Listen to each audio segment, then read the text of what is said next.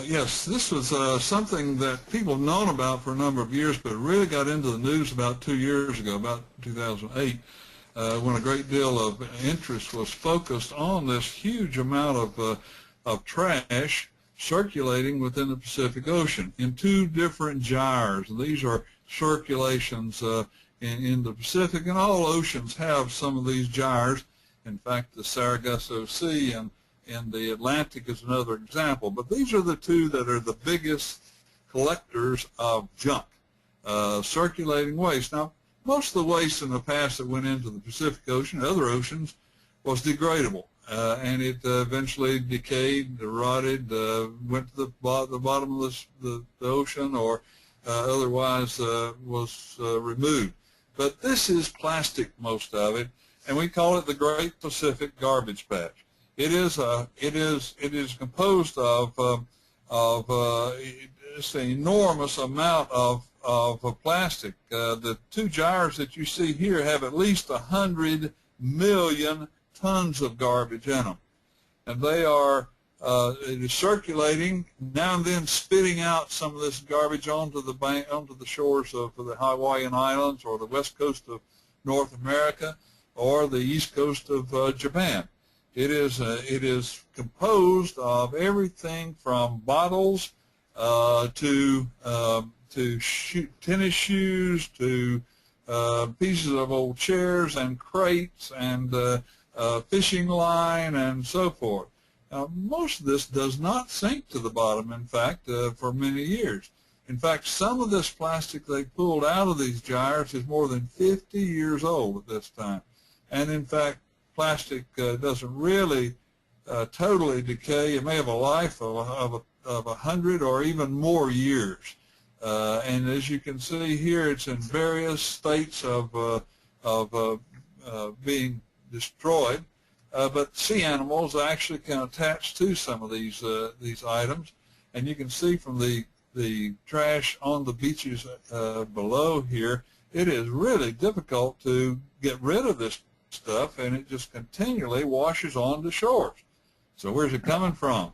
I was just going to ask, apart from, it's obviously very unsightly, but surely this has an effect on the wildlife that's around it. Well, it does, and about a fifth of it comes off ships, and the rest of it comes from the land washed out to the sea.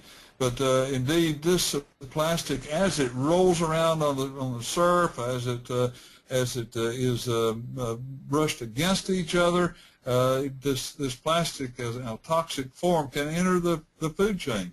And they're saying now, EPA is saying 1 million seabirds and 100,000 marine mammals killed every year.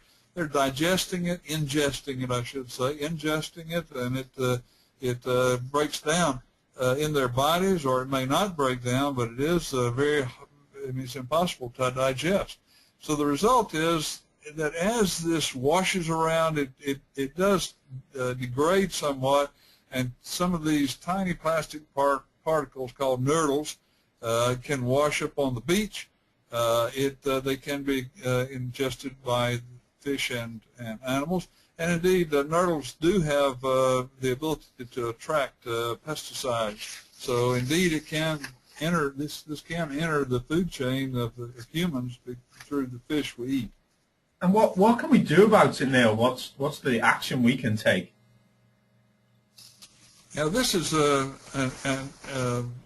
not an impossible thing to do, but it has to start at the origin of this plastic. We've got to reduce it, reuse it, recycle it. We've got to raise awareness. At this point in time, there is no known way to harvest or mine these gyres of trash.